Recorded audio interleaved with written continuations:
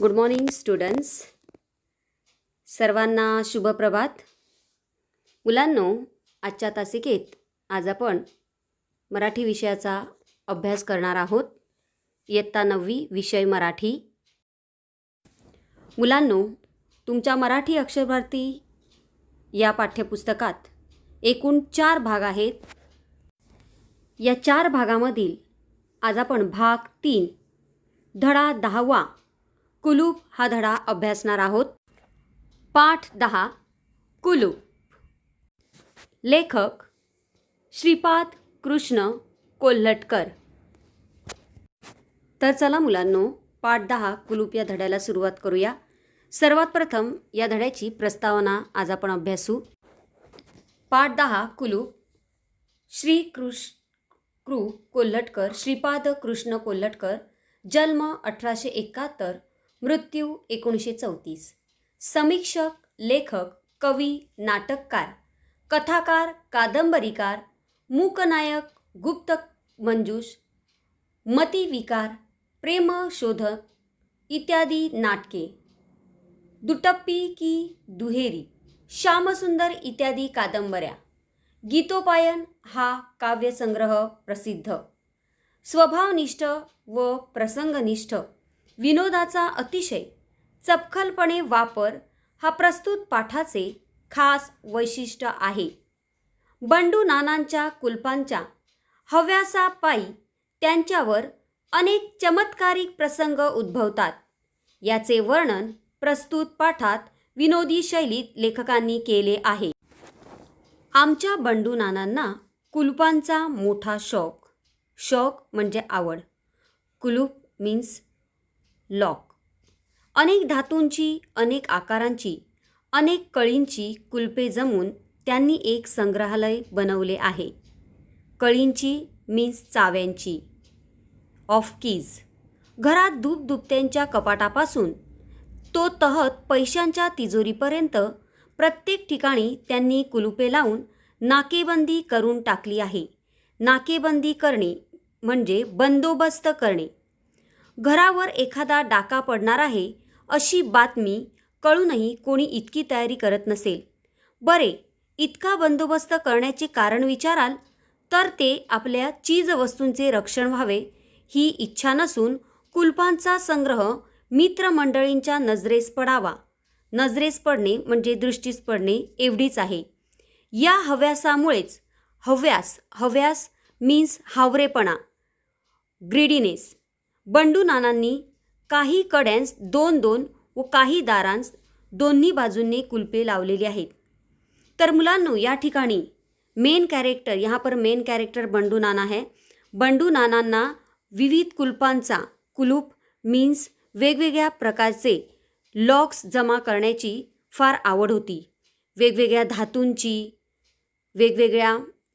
धातूंची, धातू means metals, त्यानंतर वेगवेगळ्या आकारांची डिझाईन्स आणि वेगवेगळ्या चाव्यांची, वेगवेगळ्या डिझाईनच्या चाव्या, अशी वेगवेगळी कुलपे जमा करायचा त्यांना शौक होता.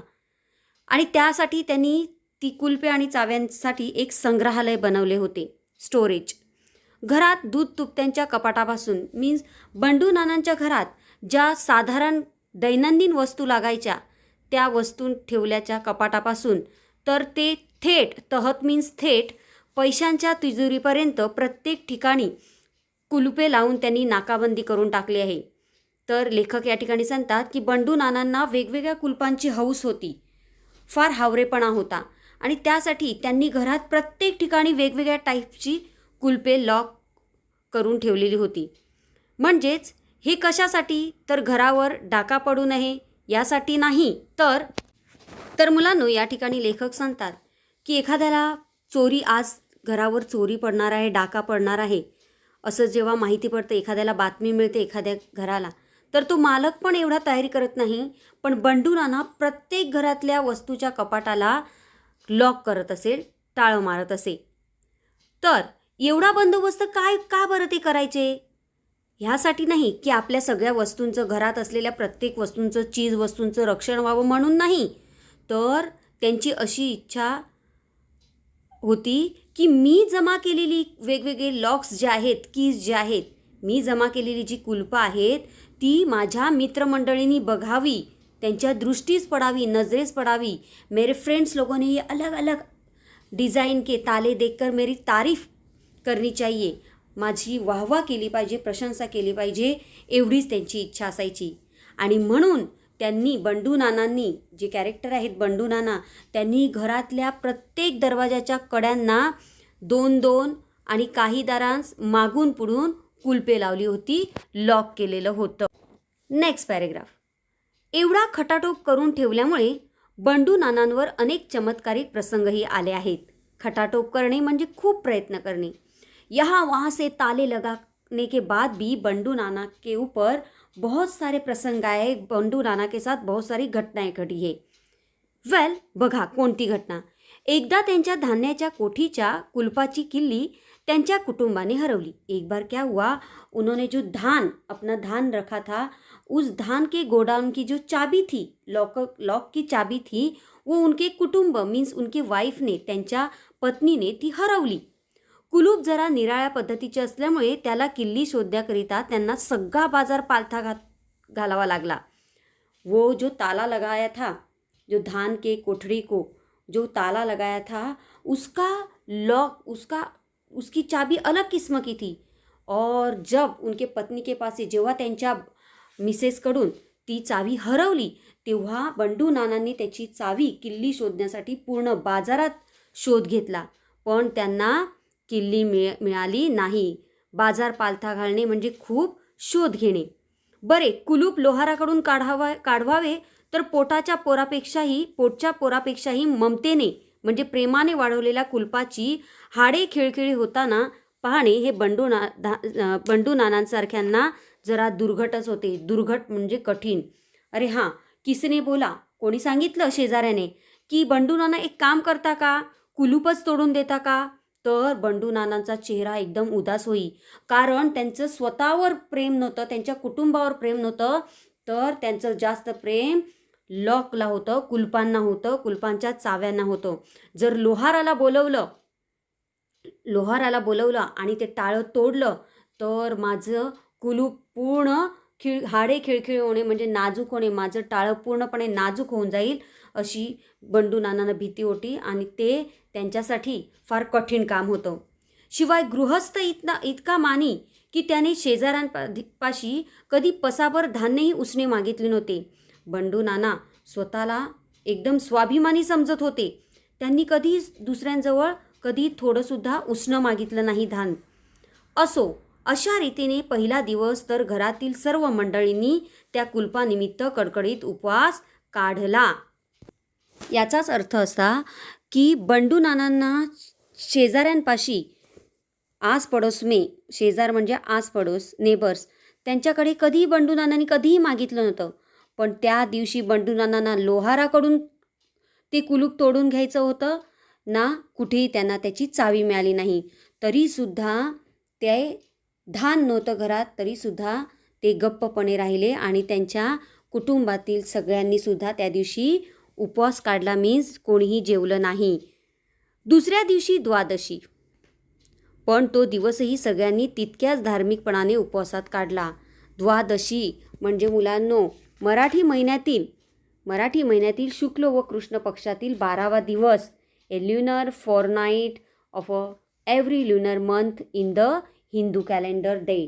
तर मुलांनो द्वादशी असल्यामुळे त्या दिवशी सगळ्यांचा उपवासच होता, म्हणून दुसऱ्या दिवशीही सगळेजण उपाशी राहिले.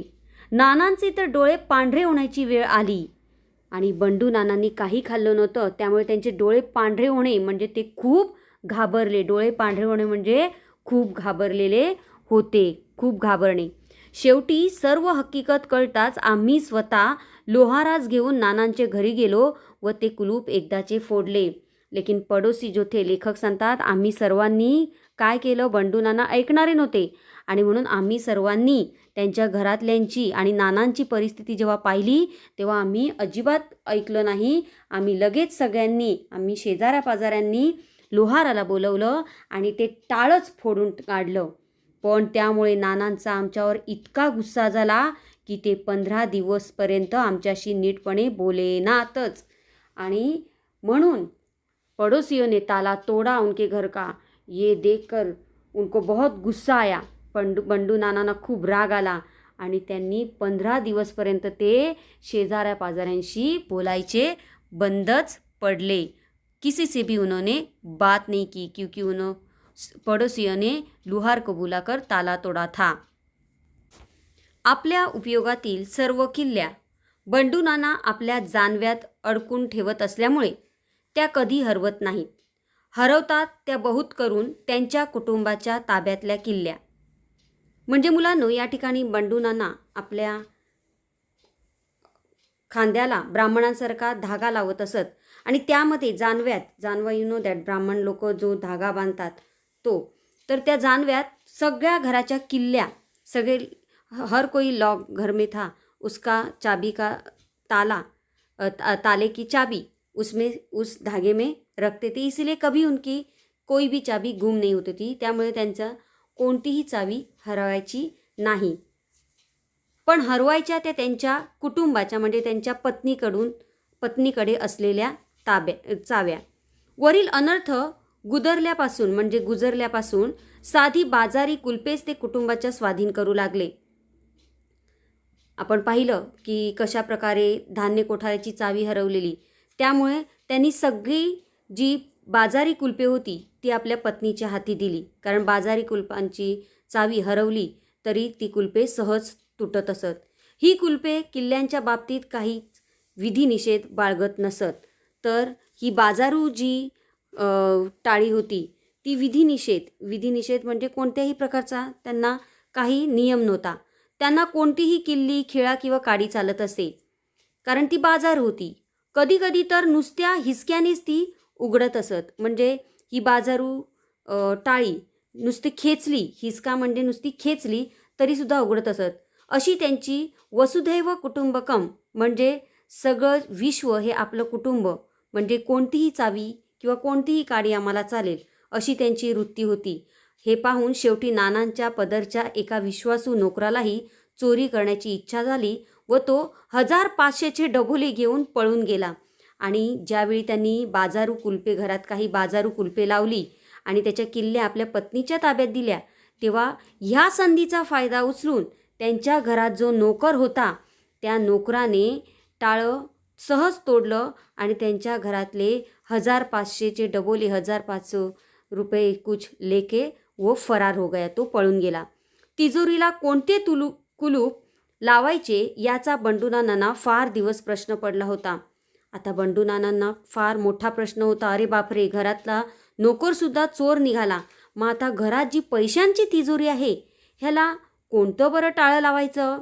प्रथम त्यांनी अक्षरी कुलूप लावले.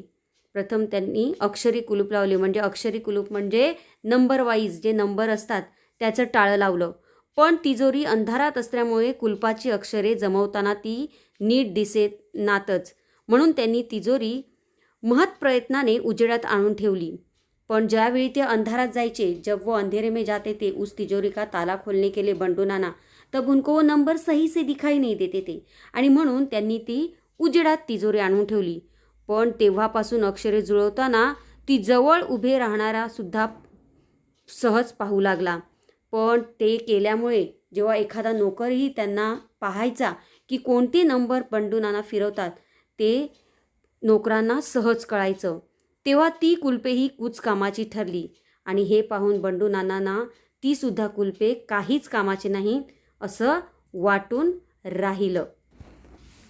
यापेक्षा अक्षर शत्रू कुलपे पुष्कळ बरी असा टोला देत देत त्यांनी त्या कुलपाऐवजी दुसऱ्या कुलपाची योजना केली.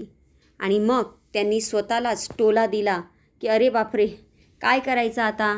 ही अक्षर कुलपं आहेत, ही जी नंबर जुळायची कुलपे आहेत ही बरी, पण मला काही ती व्यवस्थित लागू पडत नाही. आणि म्हणून तिजोरीला दुसरं कुलूप लावण्याची योजना त्यांनी समोर तयार केली. तर कुलूप कसं होतं? हे कुलूप नुसते दाबले की लागत असे, उघडताना मात्र त्याला किल्लीची जरूर लागे. दूसरा ताला उन्होंने तिजोरी को लाया लेकिन वो ताला अजीब सा था. ते दाबलं, उन्होंने वो ताला दबाया तो लगता था, लेकिन खोलते समय उसको चाबी की ज़रूरत नहीं महसूस होती थी. एके दिवशी बंडू नाना आम्हाकडे हर्षित मुद्रेने येऊन म्हणू लागले, आमच्या आर्यभूमीच्या पुत्रांना कल्पकता नाही म्हणून चोहोकडे ओरड चालू आहे. पण हा आरोप निव्वळ खोटा आहे. अहो, आम्हाला संधी मिळत नाही साधी. ती मिळती तर आम्हामध्ये शेकडो एडिसन झाले असते. देशाभिमानाच्या या उकळीचा अर्थ विचारता बंडू नानांनी प्रथम आपली कोणत्याही प्रकारे स्तुती करणार नाही असे आम्हा वाचून वचन घेतले. तर मुलांनो, या ठिकाणी बंडू नाना लेखकांना काय म्हणतात बघा, शेजाऱ्यांना. एकदा एक दिवस ते हसत आले आणि म्हणाले की माझ्या घरात चोरी झाली. आमच्या भूमीत अशी लोक पण आहेत जी चोरी करतात आणि त्यांच्याकडे कल्पकता म्हणजे वेगवेगळ्या चोरी करायच्या किंवा कोणतंही कुलूप तोडायच्या खूप आयडिया आहेत. पण भारतभूमीत असे पण काही आहेत ज्यांच्याकडे खास कुलपे तोडण्याची योजना नाही. वेल वेल वेल, आम्हाला संधी मिळत नाही साधी.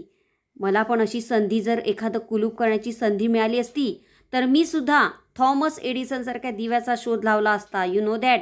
दिव्याच्या शोधामागचे दिवे आपण धडा अभ्यासला, तोच तो थॉमस एडिसन. आणि या ठिकाणी बंडू नाना स्वतःचीच स्वतः स्तुती करतात. नंतर लोहाराच्या मदतीने त्यांनी स्वतः तयार केलेले कुलूप दाखवले. मग आता त्यांच्यासमोर एक प्रश्न आला की आता तिजोरीला कोणत्या प्रकारचं कुलूप बसवलं पाहिजे. आणि म्हणून त्यांनी लोहार यू नो दॅट, लोहार म्हणजे लोखंडी वस्तू बनवतो तो तर लोहार जो होता, आयरन स्मिथ, त्याच्याकडे गेले आणि त्यांनी एक खास कुलूप तिजोरीसाठी बनवून घेतले. ते म्हणाले, या कुलपाची कल्पना मला आमच्या तिजोरीच्या कुलपावरून सुचली. या कुलपाचे गुणधर्म त्या कुलपाच्या अगदी विरुद्ध आहेत. त्या कुलपास उघडण्याला किल्ली पाहिजे. याला लावताना मात्र पाहिजे ते कुलूप नुसते दाबून लावता येते.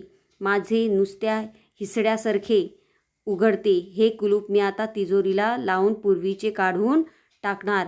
आणि लोहारापासून त्यांनी एक वेगळ्या प्रकारचं कुलूप तयार केलं. असं कुलूप जे त्यांना लावता येईल पण उघडताना ते बंडू नानांनाच उघडता येईल असं त्यांनी ते तिजोरीला एक नवीन प्रकारचं कुलूप लोहाराकडून बनवून घेतलं. हा अकल्पित प्रकार ऐकून आम्ही नानांचे मन वळवण्याचा पुष्कळ प्रयत्न केला. जे शेजारी होते त्यांनी जेव्हा ऐकलं तेव्हा सगळ्या शेजाऱ्यांनी, आस पड़ोस के सबने, लेखक को बोला, अरे आपने लोहार को बुलाकर ताला बनाकर लिया है, लेकिन लोहार भी कभी चोर निकल सकता है. लोहार पण कधीतरी चोरी करू शकतो की नाही. पण बंडू नाना कोणाचंच ऐकायला तयार नव्हते. पण ज्याचे नाव ते. नानांच्या अंगी दृढ निश्चय हा एक अलौकिक गुण आहे. नाना जे होते ते दृढनिश्चयी होते, एकाच मतावर ठाम असे. त्यांनी एखादा निर्णय घेतला तर तो ठाम असायचा. आपल्या लोकात कोणत्याही कलेला उत्तेजन नाही अशी पुटपुट करत त्यांनी ठरलेला बेत लागलीच अंमलात आणला. जेव्हा शेजाऱ्यांनी, आस पड़ोस के लोगों ने उनको समझाने की कोशिश की तो उन्होंने किसी की बात नहीं सुनी. उल्टा वो उनको बोले, उलटे ते शेजाऱ्यांना बोलले की माझ्यात जी कल्पकता आहे, माझ्यात जी कला आहे ती कोणालाही येणार नाही. आणि थोड्याच दिवसात आमच्या अनुमानाप्रमाणे तिजोरीची चोरी झाली. तेव्हा तर नानांचा तीळपापड झाला. तीळपापड होणे म्हणजे राग येणे. खूप राग आला नानांना. ते म्हणाले, आमच्याकडे चोरसुद्धा देशबुडवे म्हणजे देशद्रोही व कलेला आश्रय न देणारे असतात. यानी बच्चों, जिस लोहार के पास से उन्होंने जो लॉक बना के लिया था, त्यांनी जे कुलूप बनवून घेतलेलं त्या लोहारानेच त्यांच्या तिजोरीची चोरी केली, तिजोरीच्या पैशातील चोरी केली. आणि तेव्हा बंडू नानांनी असाच टोला मारला कि ऐसे ही बोले हो कि हमारे यहाँ जो चोर भी है वो भी देशद्रोही है. कला छोड़कर, खुद में अंदर जो कला है उसको छोड़कर आजकल के लोहार भी चोरी के पीछे लगे हैं. आजकालचे लोहारसुद्धा चोऱ्या करायला लागलेले आहेत. आणि जेव्हा पुन्हा एकदा तिजोरीची चावी झाली तेव्हा नानांचा तीळपापड झाला. ते खूप रागात आले.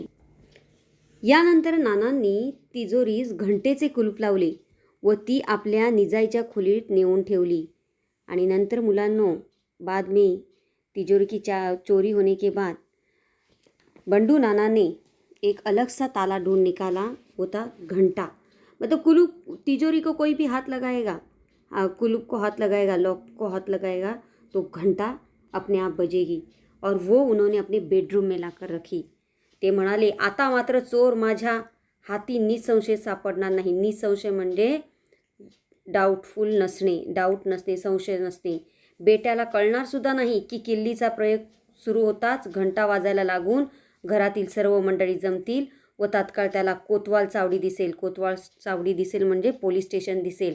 तर बंडू नानांनी घंटेचं कुलूप लावलं आणि त्यांनी मनातल्या मनात सांगितलं की आता बेट्याला म्हणजे चोराला कळणार सुद्धा नाही की मी हे जे कुलूप लावलेलं आहे त्या ठिकाणी एक घंटा आहे. जैसी वो तिजोरी को हाथ लगाएगा, लॉक को हाथ लगाएगा, वो घंटा अपने आप बजेगी और घर के सारे मेंबर्स दौड़ कर आएंगे और उसको पकड़ के पुलिस स्टेशन लेकर जाएंगे. घंटेच्या आवाजाबरोबर मी ताडकन उठून त्याच्या मानगुटीस बसलोच समजा.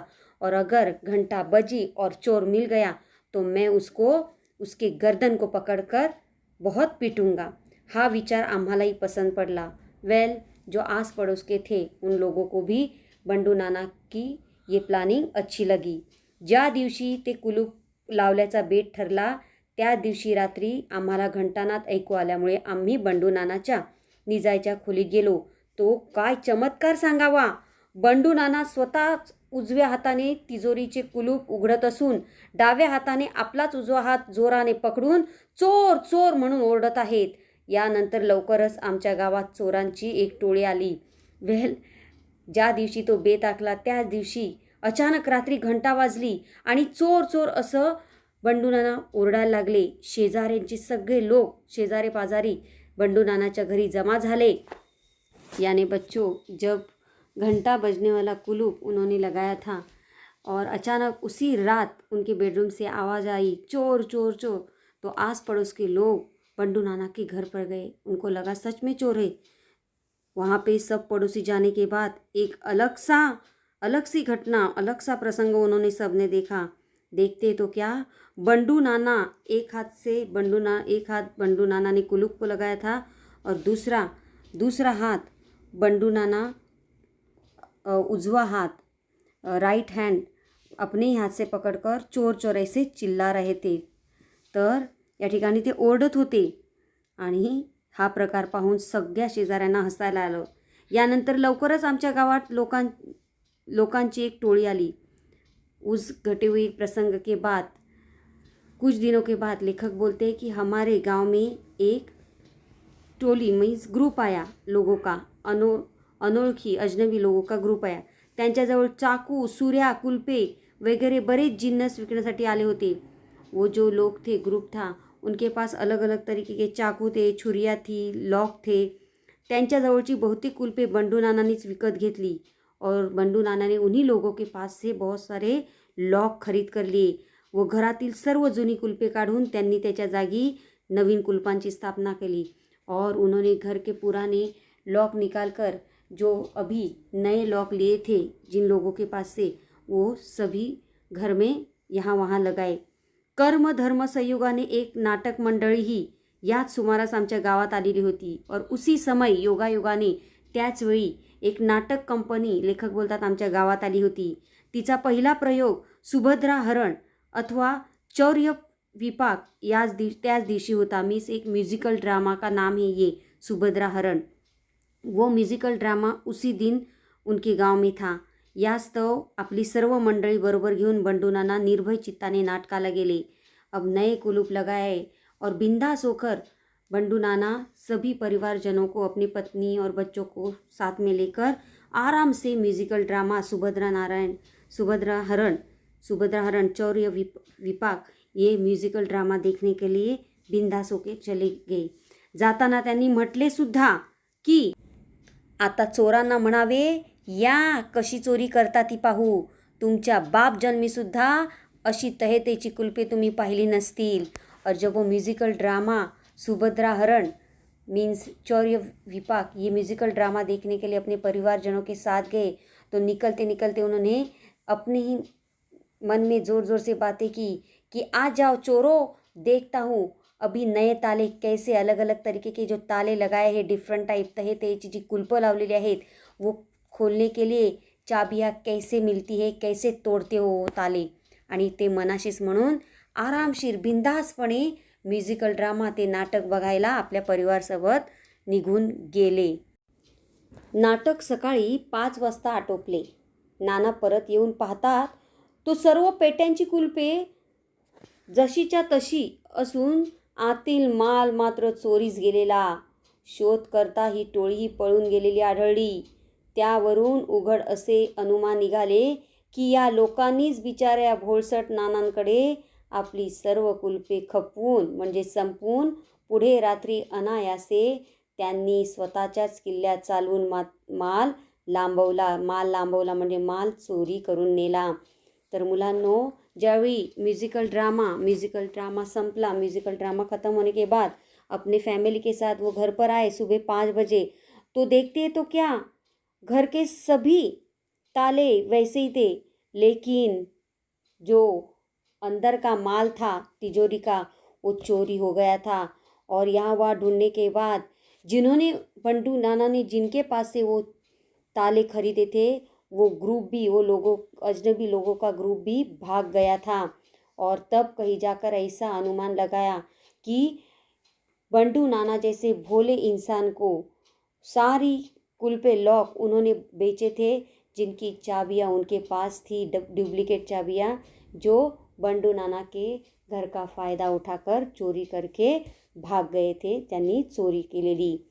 सुदैवाने त्या रात्री बंडू नानाचे कुटुंब त्यांच्या ताकदीस न जुमानता आपले सर्व दागिने अंगावर घालून नाटकाला गेले होते. लेकिन हां, ज्यावेळी बंडू नाना रात्री आपल्या पत्नीसोबत निघालेले तेव्हा त्यांनी त्यांच्या पत्नीला सांगितलेलं की कोणत्याही प्रकारचे दागिने ज्वेलरी मत पहनो, दागिने घालू नकोस. पण पत्नीला दागिन्यांची फार आवड होती. तिने न जुमानता सगळे दागिने अंगावर घातलेले. त्यामुळे तेवढे मात्र बचावले. आणि मुलांनो, योगायोगाने ते दागिने पत्नीच्या अंगावर असल्यामुळे ते मात्र बचावले म्हणजे सुरक्षित राहिले. यापुढे बंडू नानास नेहमी त्यांच्या कुटुंबाने टोमणा द्यावा. टोमणा मीन्स टोन, की दागिने घालण्याच्या माझ्या हौशीबद्दल आपण सदा म्हणजे नेहमी मला दोष लावत होता, पण शेवटी आपल्या कुलपांपेक्षा माझ्या हौशीनेच आपल्या मिळकतीचा बचाव केला. अपने पत्नी ने उनको बंडू नाना के पत्नी ने उनको ही ताना दिया कि आप हमेशा मुझ पर चिल्लाते हो कि तुझे ज्वेलरी पहनने का बहुत शौक़ है, लेकिन इसी शौक़ की वजह से मेरे सब जो ज्वेलरी थी वो बच गई. बिचारे बंडू नाना तरी यावर काय बोलणार. त्यांच्या तोंडाला आपोआपच कुलूप बसले. अपनी पत्नी ने टोंट मारा है. त्यांच्या पत्नीने त्यांना टोमणा दिला, टोंट मारला.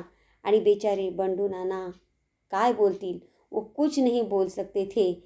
और इस पर वो चुप बैठे और उनके मुंह को अपने आप ताला लग गया. म्हणजे त्यांनी काहीच बोललं नाही आणि जणू काही त्यांनी मौन व्रत धारण केलं. तोंडाला कुलूप बसणे मीन्स मौन व्रत धारण करणे. तर मुलांनो, अशा प्रकारे बंडू नानांना वेगवेगळ्या कुलपांची म्हणजे वेगवेगळ्या प्रकारची कुलपे जमवण्याचा शौक होता, आवड होती. हा धडा या ठिकाणी संपलेला आहे. कुलूप हा धडा संपला. तर मुलांनो, हा बंडू नानांचा कुलूप हा धडा तुम्हाला नक्कीच समजला असेल. धन्यवाद. Stay home, stay safe. Have a nice day.